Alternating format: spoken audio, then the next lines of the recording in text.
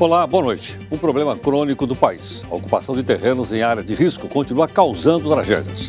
Em Mauá, na região da Grande São Paulo, a morte de uma mulher e do filho dela, um deslizamento, parece a repetição de que vivemos no último verão. Mas uma prova de que ainda não desenvolvemos a capacidade de aprender com os erros. Vamos agora aos destaques desta quarta-feira. A chuva continua causando estragos em vários pontos do país. Em Minas Gerais, 51 cidades decretaram situação de emergência e o número de mortos chegou a 16. A venda de carros bate recorde em 2010, mais de 3 milhões de unidades, quase 11% a mais do que no ano anterior. Juizados especiais do aeroporto de São Paulo registraram cerca de 2.500 queixas no ano passado. Menos de um terço delas foram resolvidas com acordos. A educação é o tema de hoje da série de reportagens sobre os desafios do governo de Geraldo Alckmin. Com maioria na Câmara e de olho nas próximas eleições, os republicanos anunciam uma guerra contra o governo de Barack Obama. Um exame de DNA garante a libertação de um homem que estava preso há 30 anos nos Estados Unidos. Em Portugal, funcionários públicos vão à justiça para tentar impedir o corte de salários nas estatais. A cantora inglesa Amy Winehouse já está no Rio de Janeiro. Ela faz uma série de 5 apresentações no Brasil.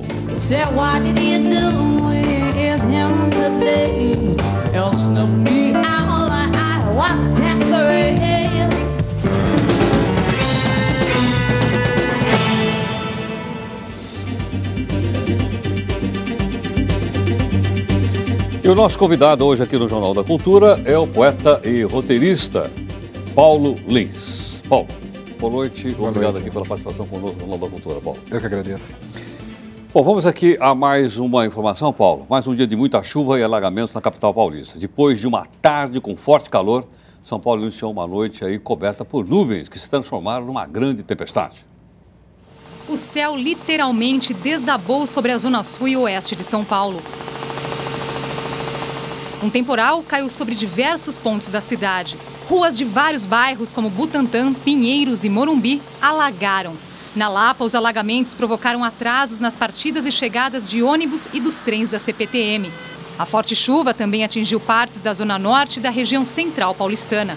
O CGE, Centro de Gerenciamento de Emergências da Prefeitura, decretou estado de atenção para toda a cidade. A tempestade provocou a suspensão dos pousos e decolagens no aeroporto de Congonhas. E mais uma daquelas tragédias anunciadas. 20 casas foram interditadas hoje numa área ocupada irregularmente, em Mauá, na região da Grande São Paulo. As fortes chuvas provocaram deslizamentos de terra e causaram a morte de uma mulher e do filho dela. Durante todo o dia, moradores tiravam o que sobrou das casas atingidas. Dona Vera morava aqui há menos de um mês. Ela só escapou porque saiu do trabalho mais tarde. Se eu não tivesse trocado o horário, eu tinha vindo, e onde desabou é justo onde eu estava assistindo televisão. Comprei com as economias, dei entrada e estou devendo as prestações da casa. Eram 7h30 da noite quando o deslizamento aconteceu. Na casa do meio estava uma família de 4 pessoas. O menino Tauan, de 11 anos, e a mãe dele, Deise, de 34, morreram no local. A filha de Deise e o irmão dela foram socorridos e não correm risco de morte. A casa deles foi completamente destruída. Na casa ao lado estavam as 2 netas e a filha de Dona Lúcia. Quando eu escutei o estouro que eu corri, ela já estava soterrada. Ela e a bebê. Aí eu tirei a bebê de dentro da lama, puxei para o braço dela. Deus me deu força, eu consegui. Levaram no hospital e disse que está tudo bem. A Defesa Civil cadastrou os moradores das casas interditadas e a Prefeitura ofereceu abrigo para quem não tinha onde ir. O Jardim Zaira fica numa área de loteamento irregular na periferia de Mauá, na Grande São Paulo. Só ontem foram mais 3 deslizamentos. Há 6 anos, a Prefeitura de Mauá considera o bairro uma área de risco, mas alega que não tem autorização judicial para remover as famílias. Alzira, que mora bem em frente à casa que desabou, está apreensiva. Fica todo preocupado com esse tempo de chuva. Os 4 estados da região sudeste continuam enfrentando problemas por causa da chuva. Pelo menos 30 mil pessoas foram atingidas. Muitas estão desabrigadas. No Espírito Santo, a chuva que começou na véspera de Natal já provocou a morte de 5 pessoas. 32 cidades foram afetadas. 14 estão em situação de emergência. No Rio de Janeiro, mais de 1.300 pessoas foram afetadas pelos temporais. A maior parte já voltou para casa. Em Petrópolis, na região serrana, 40 mil moradores vivem em áreas de risco. 4 pessoas morreram em deslizamentos. 4 casas foram interditadas. Em Minas Gerais, 51 cidades decretaram situação de emergência. Quase 13 mil pessoas tiveram problemas por causa da chuva. A região mais castigada é o sul do estado. Em Pouso Alegre, várias ruas se transformaram num rio. Em alguns lugares, a água chega a quase 2 metros. Bombeiros percorrem de barco a parte baixa da cidade para retirar moradores que estão ilhados. E em São Paulo, a Defesa Civil monitora 111 áreas com risco de desabamentos e inundações. Nesses locais vivem 3.700 famílias. 20 cidades da região de Campinas estão em estado de atenção. O volume do rio Piracicaba triplicou. O rio transbordou em vários trechos. Paulo, sabe uma coisa que me chamou a atenção entre todas as tantas que nós mostramos aqui na nossa reportagem? É dizendo o seguinte, o pessoal lá da Defesa Civil de Mauá, não temos autorização judicial para remover as pessoas de lá. Olha, eu passei por 4 enchentes na minha infância, né, no Rio de Janeiro, e depois, graças a Deus, também encheu lá uma vez. É horrível, né? Quando tu vê água entrando na sua casa, você perde tudo, é uma loucura. Agora, isso só vai ter jeito, só vai acabar quando os responsáveis, as autoridades, foram responsabilizadas pelas mortes. Eles são responsáveis por isso, né? O Brasil não tem um plano amplo de habitação, né? Então isso dificulta bastante. Então, quer dizer, as pessoas, isso vai acontecendo, vai se repetindo e ninguém vai preso, ninguém responde por nada, e ano que vem vai acontecer de novo. Há anos que isso acontece todo ano, né? No final nessa época de chuva, né? Chuva de verão, essas coisas. Paulo, quem está aqui conosco também é o professor Jaime Pinsky, professor da Unicamp, editor. Jaime, boa noite. O que aconteceu? A chuva? Eu não senti a chuva, que estava no veículo da cultura, muito simpático. Ficamos 1h30. 1h30. Para chegar da Vila Madalena até aqui. Até aqui, mais ou menos, para a pessoa saber, uns 3 ou 4 quilômetros no máximo, não é isso? Isso, algo assim. Agora, Jaime, a gente estava mostrando aí essa tragédia que aconteceu em Mauá, das pessoas estarem ocupando áreas de risco. Agora, as pessoas muitas vezes são proibidas pela necessidade, né? Porque não tem outro lugar para ficar, a não ser na área de risco, que essa não é ocupada. Aí você vai e ocupa e ocorrem essas tragédias como tem aí. Qual é a responsabilidade que tem o Estado, né, o poder público, para tragédias como essa que nós mostramos agora um pouquinho aqui? A principal responsabilidade, sem dúvida alguma, eu não digo total, porque tem uma pequena parte, que é uma parte da falta de educação, que faz com que as pessoas também joguem lixo dos bueiros, etc. Mas a principal parte é do Estado. Quer dizer, a responsabilidade mínima do Estado é fazer com que as pessoas, os cidadãos, tenham condições dignas de existência. E isso implica necessariamente em condições mínimas de habitabilidade. Quer dizer, o que acontece é uma tragédia absurda e que acaba saindo mais caro do que se nós tivéssemos uma política consistente de habitação. As pessoas ocupam área de risco, ocupam áreas de mananciais, então fica caríssimo depois você filtrar a água, você cuidar da água, porque ela já está totalmente poluída. Degradar, né?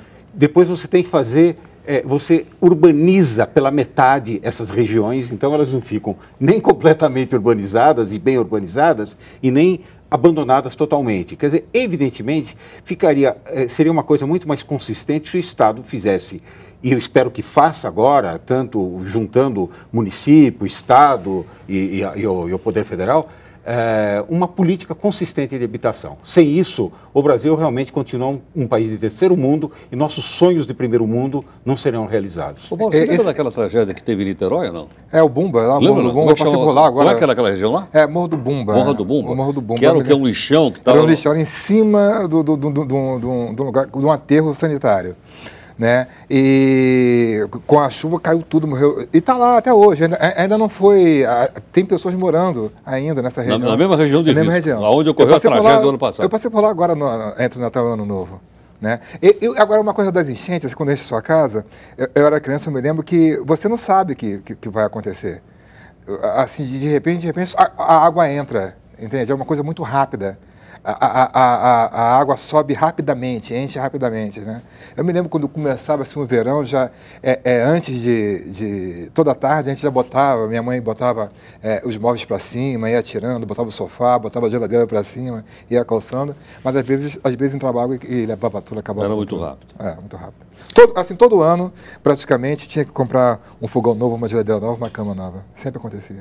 Tá certo. Bom, nós temos aqui mais uma notícia importante. Em apenas 6 meses, o funcionamento dos chamados juizados especiais instalados nos aeroportos de Congonhas e Cumbica registraram mais de 2.000 reclamações no transporte aéreo. 23% delas foram resolvidas com acordo, segundo o Tribunal de Justiça de São Paulo. Para sanar rapidamente o caos dos aeroportos brasileiros, antes da Copa, é claro, o governo federal estuda aí uma medida paliativa. 2.578 queixas só em 2010. Quem passou pelos aeroportos de Congonhas e Cumbica, em São Paulo, enfrentou problemas com a saturação dos terminais e falta de assistência das empresas aéreas. Tem que chegar umas 3 horas antes para ter certeza que vai estar tudo certo, e mesmo assim às vezes não dá. Projetado para receber 18 milhões de passageiros por ano, Cumbica, por exemplo, opera acima dos 24 milhões. Corrigir o problema que acontece em praticamente todas as 12 cidades sedes da Copa do Mundo de 2014 custaria 5 bilhões e meio de reais. Dificilmente a Infraero, empresa estatal que administra os aeroportos brasileiros, conseguiria bancar todas as obras sozinha. A Infraero não tem tido condições de implantar o que é necessário para os aeroportos brasileiros. Nós estamos já beirando o caos. Está na mesa da presidente Dilma a discussão do modelo que vai permitir às empresas privadas investirem nos aeroportos. Estuda-se, por exemplo, uma parceria público-privada para construir o 3º terminal no aeroporto de Cumbica e fazer as reformas no de Viracopos, em Campinas. Se as empresas pagarem pelas obras, poderão receber pela administração dos terminais. Ainda que o governo regulamente as privatizações, dificilmente as obras ficariam prontas antes de 2014. A solução para a Copa de 2014 nos aeroportos de Cumbica e Viracopos podem ser os terminais temporários. Uma espécie de puxadinho que demora apenas 9 meses para ser construído, mas que depois de 5 anos precisa ser desmontado. É o preço que se paga pela falta de planejamento e investimento na infraestrutura aeroportuária do país. Isso é uma gambiarra lamentável. Nós estamos com pelo menos 5 anos de atraso na construção do 3º terminal de Guarulhos, do 1º terminal de Viracopos.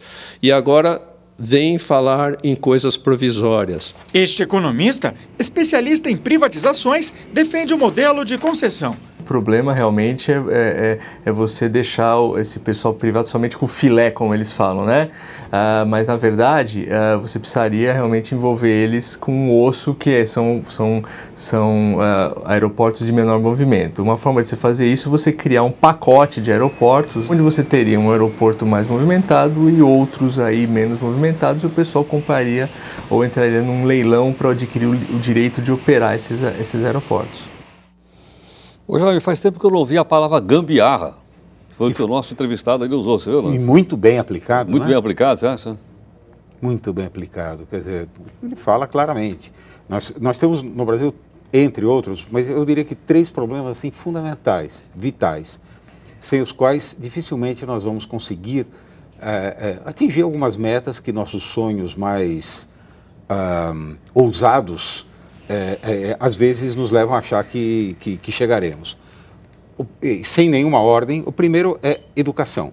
Quer dizer, nós temos que dar um salto educacional muito grande. Nós vamos ter uma reportagem daqui a pouco, que você vai ter até a oportunidade de comentar. Ah, que bom. Segundo, evidentemente, é habitação. Quer dizer, a pessoa poder viver com dignidade. Quer dizer, o que acontece é que as pessoas fazem compras menores para se inserir na sociedade.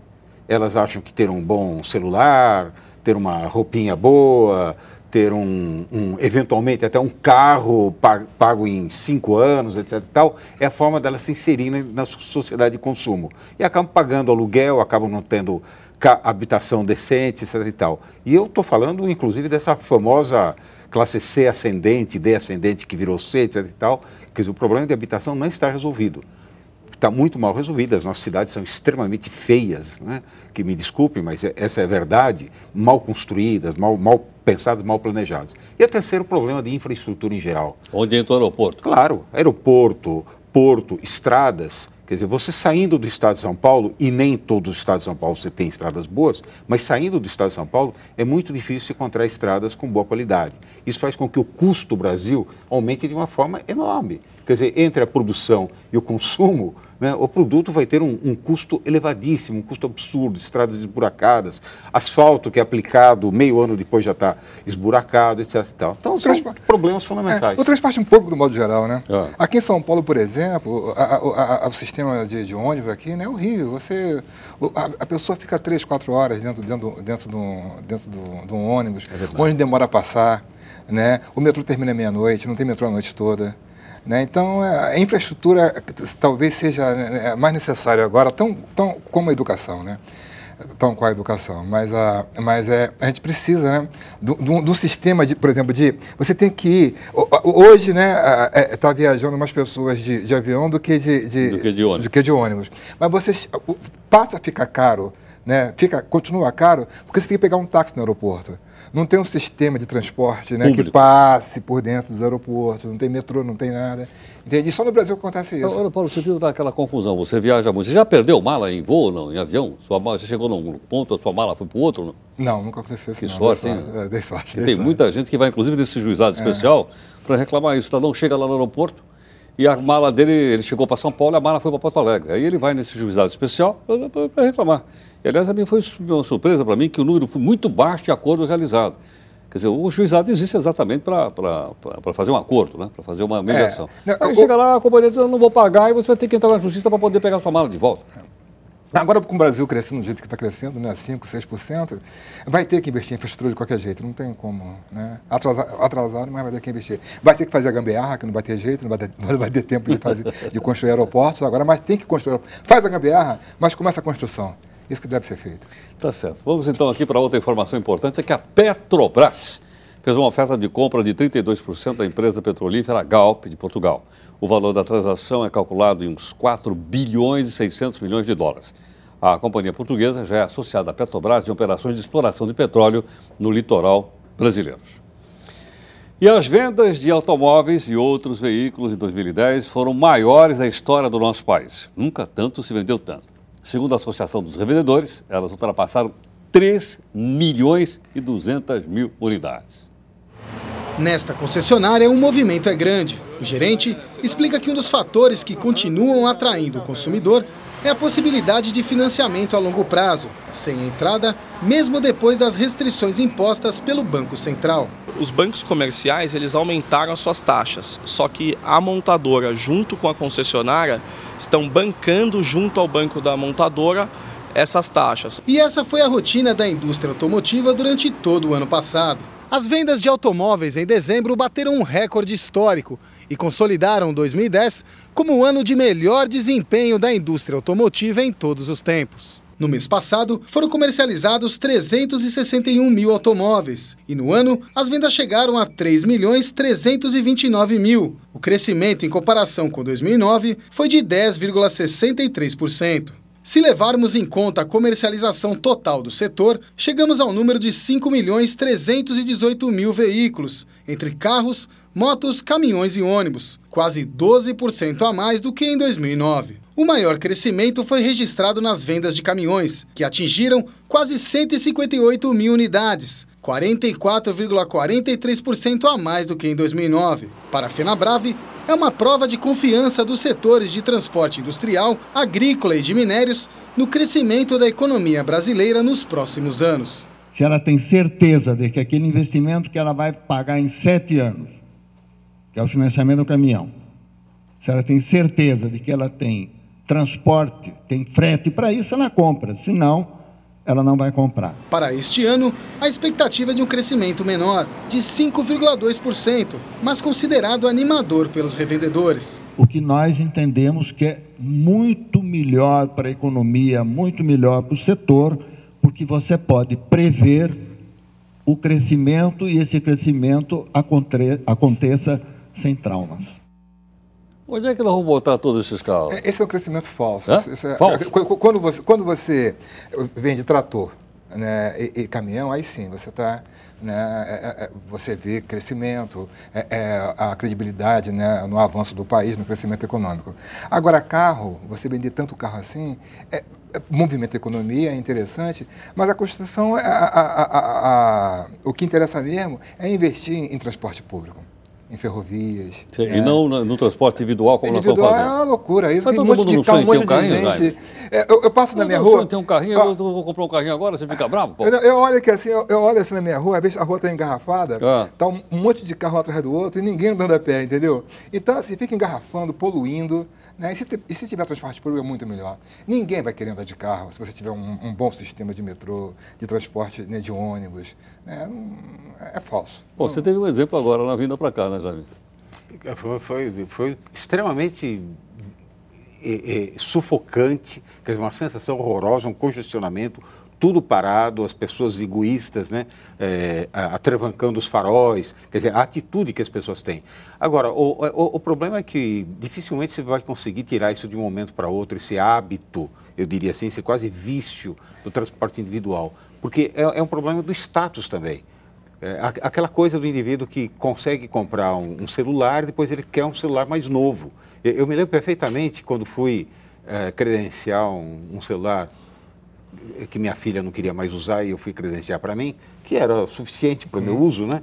Então, ao meu lado, tinha um senhor que olhou assim meu celular, deu uma risada, o filho dele deu uma risada e aí o filho ainda me perguntou: ô, moço, o senhor vai usar esse celular?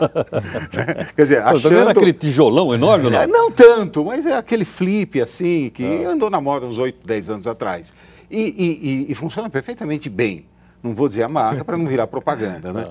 Eu não preciso nada além desse. Mas o celular virou uma coisa de status. Quer dizer, o indivíduo que não consegue ter outras formas de status, vestir um terno Armani, ou sei lá, ou frequentar determinados ambientes, então ele tira aquele celular sofisticadíssimo e ele acha que abafou. Ora, recentemente aconteceu outro episódio, quer dizer, uma pessoa, uma senhora amiga minha, teve seu carro roubado, um carro, e ela festejou. Eu falei, festejou. Falei, por que você está tão alegre? Não, eu vou ganhar o dinheiro de seguro, eu entro com metade do dinheiro do seguro e pago minhas dívidas, que eu estou em dívida no cartão. Com outra metade, dou de entrada num carro novo e pago em 36 vezes. Tem gente que larga carro na rua para ser roubado. Como você está dizendo, é falso. Tem gente que larga carro na rua para ser roubado, para ter dinheiro do seguro. Tem muito disso. Olha, agora nós temos aqui também as notícias internacionais. O novo Congresso americano, eleito em novembro, tomou posse hoje. E a maioria republicana na Câmara dos Representantes promete aí uma guerra contra o governo democrata do presidente Barack Obama. Esse é o homem que vai comandar a batalha contra Obama. John Bauner, deputado de Ohio, é o líder da maioria republicana na Câmara. Para começar, ele já marcou para a próxima semana a votação de uma proposta que destrói a grande bandeira da administração Obama, o projeto de reforma do setor de saúde. Aprovado pelo Congresso anterior, mas ainda não regulamentado, o projeto deveria garantir assistência de saúde a cerca de 50 milhões de americanos excluídos do atendimento. Mas a proposta esbarra no poderoso lobby dos hospitais particulares e planos de saúde defendido pelos republicanos, que teriam de prestar assistência a uma parcela da população. No Congresso que assumiu hoje, a oposição republicana terá maioria na Câmara, com 242 cadeiras. Os democratas têm 193.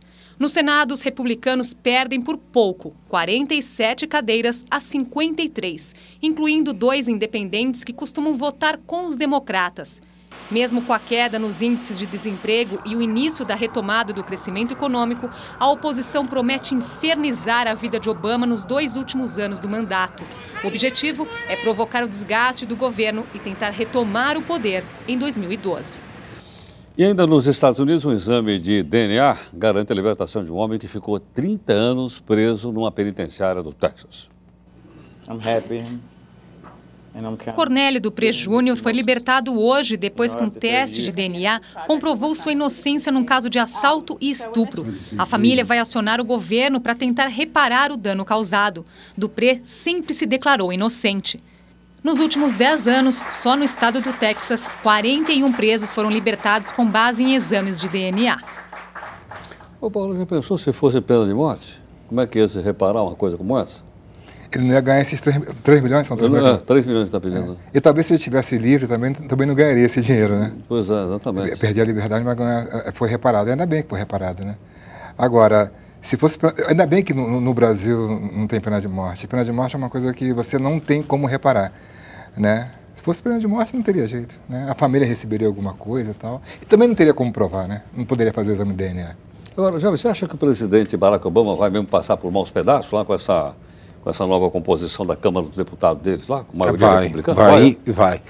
Ele vai. E é uma coisa dramática, né? Porque um país que ainda é o país mais poderoso do mundo, mais rico do mundo, etc., ter coragem de se recusar a fornecer um serviço de saúde básico para aqueles que não têm condições de pagar um serviço de saúde, por um lado. E, por outro lado, os republicanos insistem que não haja um pequeno aumento, seria um pequeno aumento no imposto de renda para os chamados muito ricos. Eu acho que é uma atitude assim egoísta que não bate bem, inclusive, com o espírito americano. Quer dizer, nós não podemos esquecer que é um país que tem atitudes muito bonitas, por exemplo, com relação aos grandes milionários, fazem dotações imensas para fundações culturais e científicas, etc. Quer dizer, tem atitudes bonitas. Quer dizer, eu fico assim um pouco chocado com a postura extremamente egoísta que esse Partido Republicano tem, sabe? Mas falou na reportagem que eles estão visando as eleições de 2014, não é isso? Isso, 2012. Então, tu acha que com essa atitude, por exemplo, eles não vão perder voto, não vão ficar enfraquecidos? Eu acho que vão sair enfraquecidos. Acho que eu acho que vão sair. Por isso, há uma possibilidade. E, por outro lado, eu acho que faltou ao Obama, infelizmente, eu escrevi um artigo logo que o Obama estava tomando posse, e dizendo que a gente não pode se animar demais, porque ninguém consegue unanimidade, se conseguir é grave, né? E o Obama, eu acho que ele não está indo bem, ele não está tendo coragem de ser enfático o suficiente. Ele tem que jogar forte, ele tem que saber que a maior parte da nação sim está com ele, que a maior parte do mundo sim está com ele. Então ele tem que jogar um pouco mais pesado. Mesmo partidários dele têm reclamado, tem o mundo torce pelo Obama. O One Man Show, Bill Maher, que tem um programa belíssimo, né, muito gozado. E ele mesmo diz assim, como é, presidente? Vamos lá, vamos dar porrada nesses republicanos. Bom, nós vamos então dos Estados Unidos para a Venezuela. Uma vez que a nova Assembleia Nacional venezuelana tomou posse hoje, mas agora a oposição assume com poderes muito limitados. Os partidos de oposição, que ficaram 5 anos fora do legislativo, agora têm 65 representantes para 98 do governo. Sem maioria absoluta, o presidente Hugo Chávez, teoricamente, não poderia ter todos os seus projetos aprovados. Mas ele se preveniu contra essa possibilidade e obteve do parlamento anterior, controlado pelo regime, o direito de governar por decreto durante 18 meses. Isto significa que, se a oposição não quiser aprovar qualquer proposta dele, Chávez só terá que baixar um decreto e transformar a iniciativa em lei. Enquanto isso, funcionários públicos vão à justiça em Portugal para tentar impedir um corte no salário do setor estatal. O governo alega que precisa reduzir gastos para poder enfrentar a crise. Médicos, professores, policiais e outros servidores públicos terão cortes nos salários que vão de 3% a 10%. Além disso, o governo vai aumentar impostos para todos os trabalhadores. O presidente da Federação dos Funcionários Públicos criticou duramente a medida. Nós achamos que era completamente inaceitável que quem é honesto e trabalha tenha corte no salário, perca o abono de família, não tenha o salário mínimo que foi negociado, porque para esses há cortes. Mas, por outro lado, para os BPNs e para tudo o que é vigarice neste país, continua a haver o dinheiro que é preciso. Portugal é um dos países da Europa Ocidental que ainda sofre os efeitos da crise financeira de 2008, com uma taxa de desemprego em torno de 10% da força de trabalho. A única coisa que aconteceu foi que o governo disse que havia crise, precisava de dinheiro e, como precisava de dinheiro, decidiu assaltar os trabalhadores. Olha, tem um escândalo aqui na corrida presidencial do Peru. É que a candidata vista nas eleições para presidente teria pago cerca de $180 mil para ser incluída num dos partidos favoritos. Veja agora outras notícias internacionais. Gravações telefônicas mostram a candidata Carmen Rosa Nunes de Acunha negociando o cargo de vice-presidente na chapa do candidato Luiz Castanheda. Carmen Rosa negou as acusações e disse que as gravações são montagens. Áudio netamente montado. Venda de atum azul bate recorde no primeiro leilão do ano no mercado de Tóquio. Pesando mais de 340 quilos, um único peixe foi vendido por $400 mil, mais de R$600 mil. Palácio de Buckingham divulga detalhes do casamento do príncipe William com Kate Middleton, marcado para 29 de abril. A cerimônia religiosa vai acontecer na abadia de Westminster e depois o casal deve seguir de carruagem até o Palácio de Buckingham, onde será oferecida a recepção aos convidados. Chineses dão início ao 27º Festival do Gelo e da Neve de Harbin, no norte do país. Neste ano, além de apreciar as esculturas, os visitantes vão poder se divertir em tobogãs gigantes. Empresa de tecnologia Lenovo lança um tablet híbrido. O computador portátil que responde a comandos de toque pode ser usado sozinho ou acoplado a uma base, se transformando em um notebook. O aparelho deve chegar ao mercado chinês ainda no primeiro trimestre. Daqui a pouco o estado de saúde de José Alencar, que passa por um exame para descobrir a origem das hemorragias. E uma reportagem especial sobre os desafios do novo governo paulista na área de educação. Quem sofre com a invasão escolar e baixo rendimento dos alunos. Daqui a pouquinho.